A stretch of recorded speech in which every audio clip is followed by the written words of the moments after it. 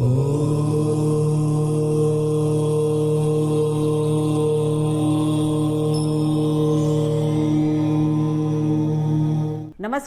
Astro insights with Richa में आपका स्वागत है। मैं हूं डॉक्टर ऋचा शुक्ला। आज बात होगी नक्षत्र, कौन से 3 नक्षत्र आपकी कुंडली में सबसे महत्वपूर्ण है और उनको आप कभी भी देखना नहीं भूलेंगे अगर आप ज्योतिष में कुछ भी सीखना या जानना चाहते हैं। ऐसे 3 कौन से मेजर नक्षत्र हैं उन पर चर्चा होगी। और ये तीनों नक्षत्र अगर आपने अपनी हॉरोस्कोप में समझ लिए या फिर इनकी एनालिसिस कर दी तो मैं आपको एक गारंटी दे सकती हूँ कि आप अपने बारे में, अपने काम के बारे में, अपनी पर्सनालिटी के बारे में सब कुछ बहुत आसानी से समझ जाएंगे। चलिए शुरू करती हूँ आज का वीडियो। सबसे पहला जो नक्षत्र है वो है चंद्रमा का नक्षत्र, यानी कि चंद्रमा किस ग्रह के नक्षत्र में बैठा हुआ है, जिसको आप जनरली अपना नक्षत्र भी कहते हैं। हम जब बात करते हैं ना हमारी राशि ये है, नक्षत्र ये है, तो हम उसी नक्षत्र की बात करते हैं जिसमें चंद्रमा बैठा होता है।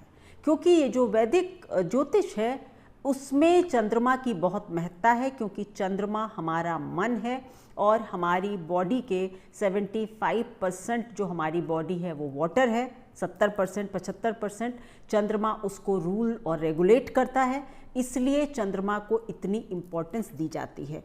चंद्रमा हमारा मन है, मेमोरी भी है, और शरीर के ना रहने पर भी हमारे साथ मेमोरी वापस पिछले जन्मों की आ सकती है।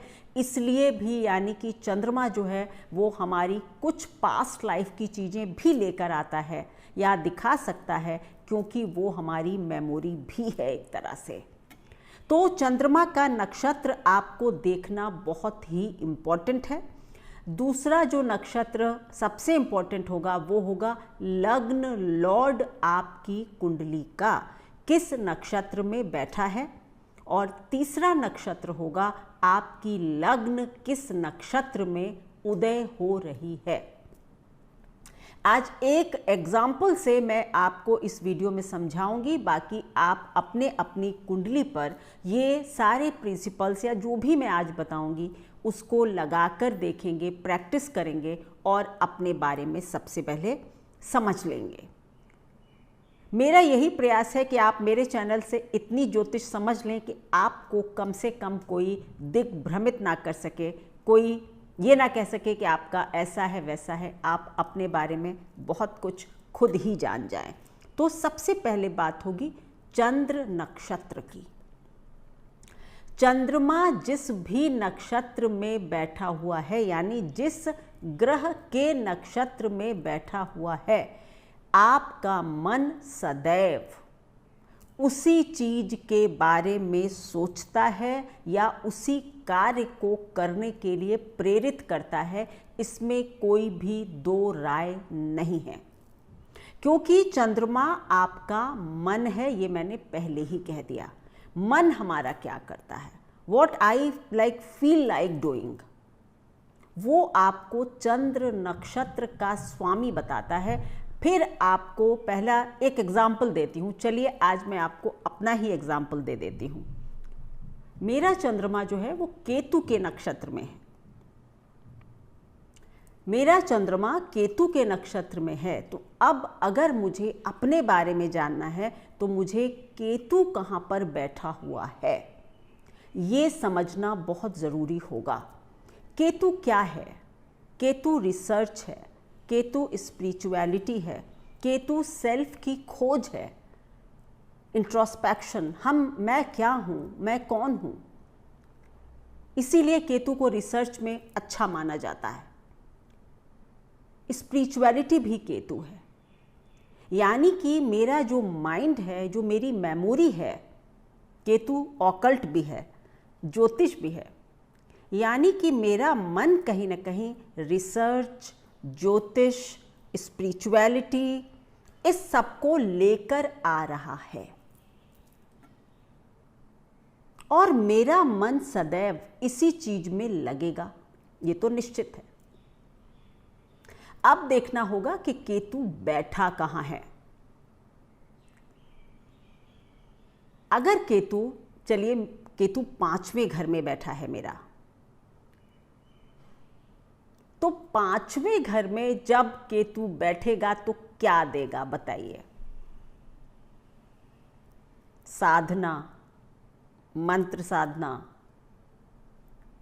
संतान के प्रति लगाव, यानी पिछले जन्मों में भी लर्निंग और संतान, ये 2 चीज़ें मुझे सबसे ज़्यादा आकर्षित करती थी या पसंद करती थी। तो केतु की पोजीशन ने ये क्लियर कर दिया कि ये व्यक्ति लर्निंग और संतान और ऐसा कोई काम, क्योंकि 5th house is house of fun also, enjoyment also, तो ऐसा कोई भी काम ये नहीं कर सकता व्यक्ति जिसमें इसको मज़ा ना आता हो, जिसमें इसका पूरा पैशन इन्वॉल्व ना हो। ये काम ये व्यक्ति नहीं कर सकता।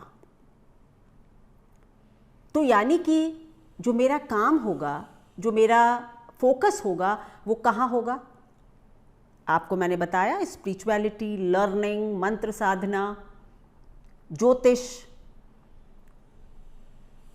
दूसरा जो इम्पोर्टेंट नक्षत्र है, हाँ, उसके बाद ये देखेंगे कि इस चंद्रमा का जो मतलब नक्षत्र लॉर्ड है वो कहाँ बैठा है और उस पर किस किस ग्रह की दृष्टि आ रही है या कौन सा ग्रह साथ बैठा हुआ है। तो अब आप ये समझ लीजिए कि अगर इसके साथ, फॉर एग्जाम्पल केतु की अभी हम बात कर रहे थे, केतु के साथ बृहस्पति बैठ जाए तो आप क्या कहेंगे कि अब तो बात पक्की हो गई कि स्पिरिचुअलिटी, लर्निंग, टीचिंग, कंसल्टेंसी, सीखना और सिखाना ये व्यक्ति जरूर करेगा और मैं कर रही हूं। फिर आप ये देखेंगे कि जहां पर ये बैठा हुआ है, यानी पहले आपने चंद्रमा का नक्षत्र चेक किया, उसके बाद उस नक्षत्र का स्वामी कहाँ बैठा है उसको देखा और ये जाना कि इस व्यक्ति का मन किस किस चीज में लगेगा। पहले तो केतु को समझ लिया तो केतु से रिलेटेड काम करेगा, लेकिन फिर वो केतु कहाँ बैठा है, तो केतु जो है वो आप देखेंगे। उसके बाद जो 3rd स्टेप होगा वो होगा कि आप जहाँ केतु बैठा है उस राशि का स्वामी क्या कर रहा है उस कुंडली में, उसको भी आप चेक करेंगे। तो आपको अपने मन की पूरी स्थिति, आपको अपने मन का पूरा ग्राफ अगर समझना आ जाए तो आप मुझे बताइएगा। सो केतु का डिस्पोजिटर चेक कर लिया, केतु के साथ कौन कौन से ग्रह कंजंक्ट है या उसके साथ कोई दृष्टि का संबंध तो नहीं बना रहा है ग्रह। इन सारे पॉइंटर्स को जब आप कनेक्ट कर देंगे तो आपको अपने मन का ग्राफ समझ आ जाएगा, यानी हमको अपना मन समझ आ गया। दूसरा इंपॉर्टेंट नक्षत्र है लग्न का नक्षत्र। लग्न किस राशि में उदय हो रही है और उसमें कौन सा नक्षत्र है, ये आजकल आप कंप्यूटर में भी जान सकते हैं। जब आप अपनी पत्री किसी भी सॉफ्टवेयर में डाल के देखिए तो आपको लग्न आएगी एसेंडेंट और उसमें ही नक्षत्र भी लिखा होता है, डिग्रीज लिखी होती है और फिर नक्षत्र लिखा होता है। तो आप अपनी लग्न का नक्षत्र अवश्य देखें। देखिए ये आपको मन का ग्राफ मिल गया, चंद्रमा के नक्षत्र से हमको मन का ग्राफ मिल गया। अब हमको लग्न पकड़नी है, क्योंकि लग्न हमारा शरीर है, मन तो हमारा कुछ भी कर सकता है। क्या हमारा शरीर उस काम को करने में हमारी मदद करेगा? अगर नहीं करेगा तो हम वो काम कैसे कर पाएंगे? यानी माइंडसेट तो है, शरीर भी हमारा उसी तरह की एक जिज्ञासा, उसी तरह की एक एक्टिविटी हमारे शरीर को भी दिखाना चाहिए, या हमारा स्वभाव, हमारी पर्सनालिटी उस चीज को सूट करती भी है या नहीं। सो दूसरा नक्षत्र आप देखेंगे लग्न लॉर्ड का, सॉरी लग्न का। माना चलिए यही एग्जाम्पल ले लेते हैं कि आपका चंद्रमा केतु के नक्षत्र में है और आपकी जो लग्न है वो आपकी बृहस्पति के नक्षत्र में है। माना विशाखा नक्षत्र उदय हो गया, तब क्या होगा? यानी कि बृहस्पति और केतु की जो अंडरस्टैंडिंग है वो एक ही लाइन पर है, एक सिमेट्री पर है। स्पिरिचुअलिटी, आध्यात्म, लर्निंग, टीचिंग, ये सब चीज़ें। तो यानी कि आपका मन और शरीर एक रिदम में है, यानी वही मेरी बॉडी भी करना चाहती है, वही मेरा मन भी करना चाहता, तो एक तालमेल बैठ गया। तीसरा जो इंपॉर्टेंट नक्षत्र है वो है लग्न लॉर्ड। आई थिंक ये चंद्रमा के इक्विवेलेंट या फिर उससे भी ज़्यादा इंपॉर्टेंट है, क्योंकि चंद्रमा तो मैंने कहा ना, ये आपका मन क्या कैरी करता हुआ आ रहा है, आपका मन कहाँ लगेगा। लेकिन लग्न लॉर्ड का मतलब है इस जीवन में ये शरीर, ये व्यक्तित्व, ये व्यक्ति क्या करना चाहता है। सो लग्न लॉर्ड के नक्षत्र को चेक कीजिए। एग्जाम्पल यही रखेंगे कि अगर केतु, चंद्रमा का नक्षत्र केतु है, लग्न का नक्षत्र विशाखा यानी कि बृहस्पति का है, अब लग्न लॉर्ड का जो नक्षत्र है माना कि वो आ गया आपका, चलिए कुछ भी मान लेते हैं, माना मंगल का आ जाए। अब क्या हुआ कि यहां पर थोड़ी सी एक डिस्पैरिटी कह सकते हैं, या मतलब एक यूनिफॉर्मिटी थोड़ी सी ब्रेक हो गई, क्योंकि हमारा शरीर क्या करना चाह रहा है, हमारी बॉडी क्या करना चाह रही है, या हमारी खोज क्या है, हम यहाँ पर क्या करने आए हैं, ये तो लग्न लॉर्ड, लग्न का नक्षत्र बता देगा। लेकिन अब लग्न लॉर्ड यानी कि ये शरीर, हम स्वयं क्या करना चाहते हैं। तो अगर माना कि बृहस्पति और केतु थे, अब लग्न लॉर्ड मंगल के उसमें चला गया, क्या हुआ कि हमारे पास जरूरत से ज्यादा एग्रेशन आ गया। और ये जो चीजें हैं, अध्यात्म है, स्पिरिचुअलिटी है, इसमें क्या है कि इसमें धैर्य चाहिए, इसमें परसिस्टेंस चाहिए। तो अगर हमारा नक्षत्र लग्न लॉर्ड का मंगल में होगा तो फिर थोड़ा सा हम अपने पर्पस को पाने में, या जो हमारा मन कह रहा है उसको करने में हम बहुत सफल नहीं होंगे। तो ये चेक करने की बात होती है कि आपका तीनों ये जो नक्षत्र हैं इनके बीच में अगर कोई यूनिफॉर्मिटी है, कोई कनेक्शन है। ये कनेक्शन आप केवल यही नहीं देखेंगे, आप ये भी देख सकते हैं कि अगर ये तीनों नक्षत्र के स्वामी, चंद्रमा के नक्षत्र का स्वामी, लग्न के नक्षत्र का स्वामी और लग्न लॉर्ड के नक्षत्र का स्वामी आपस में अगर आपकी कुंडली में कोई भी संबंध बनाते हैं, if they are conjunct, they are aspecting each other, एक दूसरे को देख रहे हैं, एक दूसरे के साथ युति बना रहे हैं, त्रिकोण में एक दूसरे से 159 में है, तो आपकी एक सिमेट्री बन जाती है। फिर ये नहीं देखना होगा कि वो ग्रह बृहस्पति और मंगल अलग है क्या है, वो तो देख लिया। लेकिन अब ये भी देखेंगे कि ये जो नक्षत्र लॉर्ड हैं इनका आपकी कुंडली में क्या प्लेसमेंट है, इनका आपसी संबंध कैसा है। अगर इनकी युति है या फिर इनका समसप्तक यानी कि एक दूसरे के आमने सामने है, या फिर त्रिकोण में है एक दूसरे के, तो ये बहुत स्ट्रॉन्ग बॉन्ड बन जाता है और आपको एक बहुत क्लियर इंडिकेशन आपकी पूरी लाइफ पाथ का मिल जाता है कि आप क्या करना चाहते हैं, क्या करेंगे और कैसे करेंगे। क्या करना चाहते हैं चंद्रमा का नक्षत्र, क्या करने आए हैं लग्न का नक्षत्र, और कैसे करेंगे ये लग्न लॉर्ड का नक्षत्र। तो ये जो 3 नक्षत्र हैं इनको आप अपनी कुंडली में भली भांति पढ़ लें, समझ लें, तो आप अपने जीवन की एक मैप जो है, जिसको आप कहते हैं नेविगेशन का जो एक मैप है, वो आपको मिल जाता है।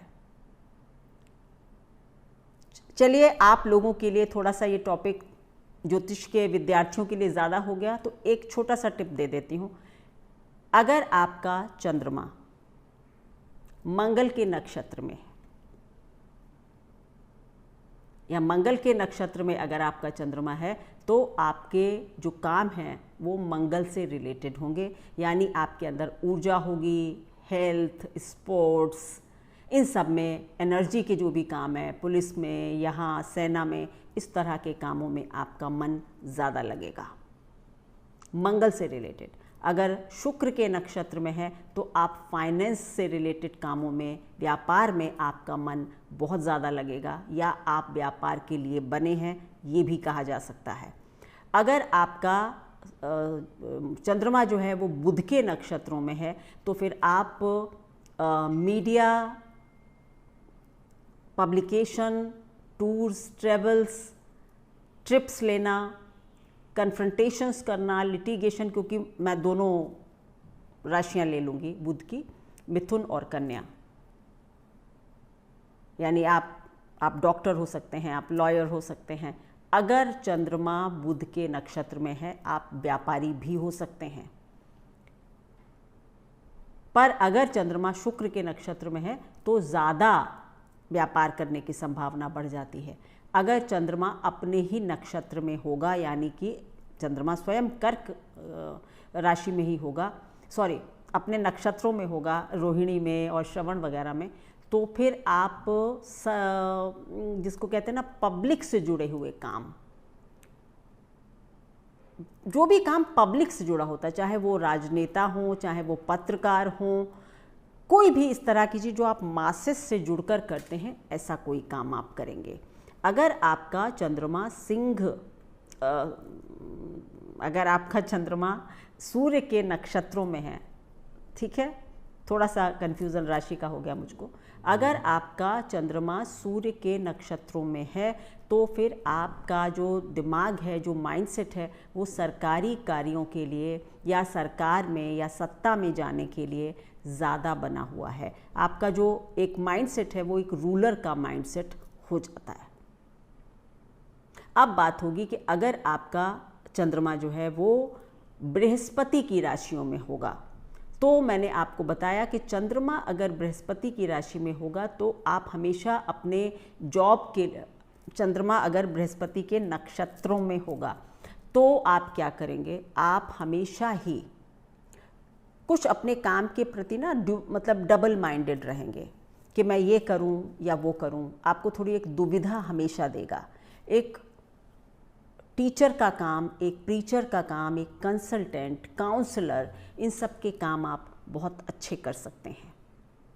अगर आपका चंद्रमा शनि के नक्षत्रों में होगा तो आप बहुत हार्ड वर्किंग हैं, आपके अंदर धैर्य भी बहुत है और आप एक काम को लंबे समय तक कर सकते हैं, जो कि चंद्रमा के लिए मुश्किल है। लेकिन शनि के नक्षत्रों में चंद्रमा आपको लंबे समय तक एक काम आपसे करवा सकता है।